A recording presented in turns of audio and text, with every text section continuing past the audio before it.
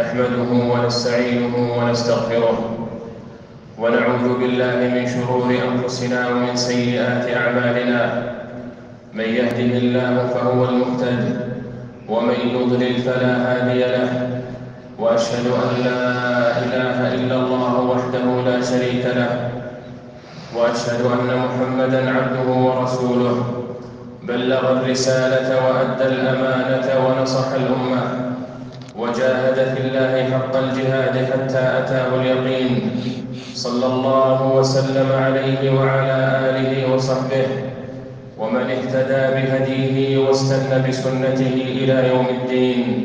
أما بعد، فإن خير الحديث كلام الله، وخير الهدي هدي محمد بن عبد الله، وشر الأمور محدثاتها، وكل محدثة بدعة، وكل بدعة ضلالة، وكل ضلالة في النار. عباد الله، اتقوا الله فيما أمر وكفوا عما نهى عنه وزجر.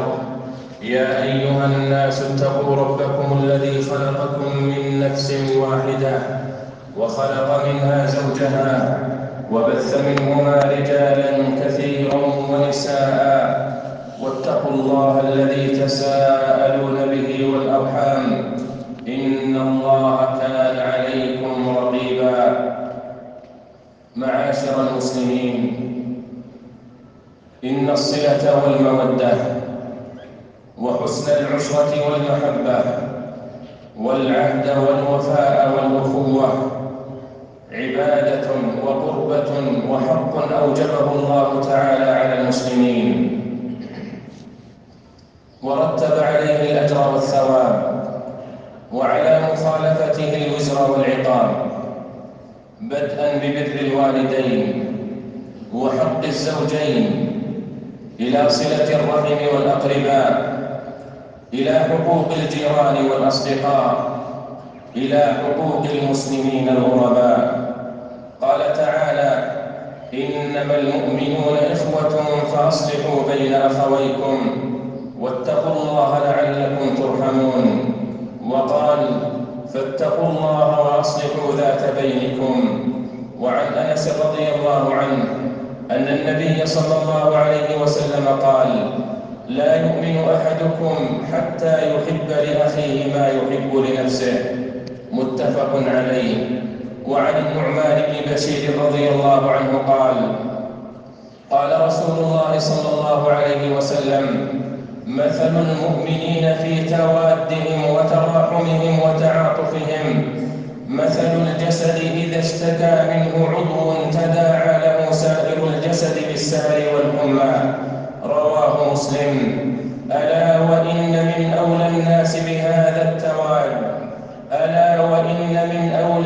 بهذا التواد والتراحم والتعاطف هم الأقربون، ومن يجمعهم رحم واحد.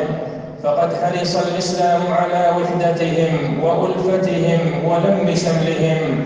قال تعالى: فآت ذا القربى حقه والمسكين وابن السبيل، ذلك خير للذين يريدون وجه الله، وأولئك هم المفلحون.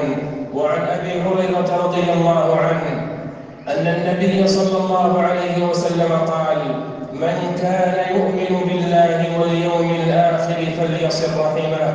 رواه البخاري. أيها الناس، إن الخلاف والشقاق والتنافر والتقاطع والهجر والتدابر والحقد والشحناء والعداوة والبغضاء وكل ما يوغر الصدور من ضغائن وأحقاد يعتبر أساس الخراب والفساد.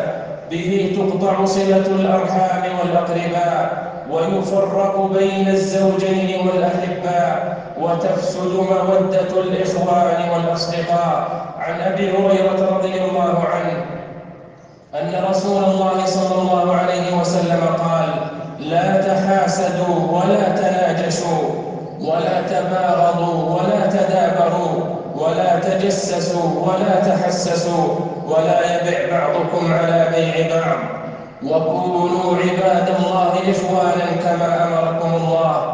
المسلم أخو المسلم لا يظلمه ولا يخذله ولا يحقره.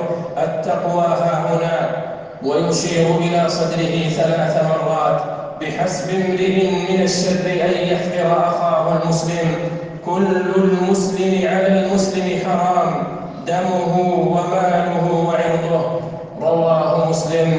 معاشر المسلمين، إن مما يندى له الجبين ويتفطر له القلب ما يرى ويسمع من تقاطع وهجر بين أفراد الأسرة الواحدة. دخل الشيطان بينهم فشتت شملهم وفرق وحدتهم.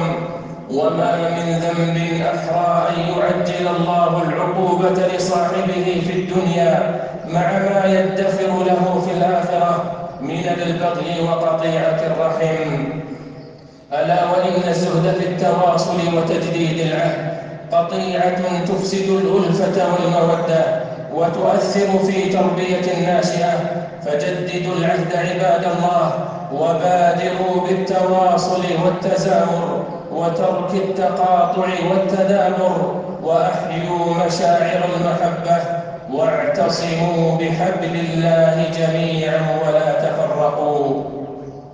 عباد الله، إن الصفح والعفو عن الناس وكظم الغيظ وتحمل الأذى منهم من أعظم القربات إلى الله، وأحق الناس بذلك الأقرباء. قال تعالى: وسارعوا إلى مغفرة من ربكم وجنة عرضها السماوات والأرض أعدت للمتقين الذين ينفقون في السراء والضراء والكاظمين الغيظ والعافين عن الناس والله يحب المحسنين. وقال: ولمن صبر وغفر إن ذلك لمن عزم الأمور. وقال: فمن عفا وأصلح فأجره على الله.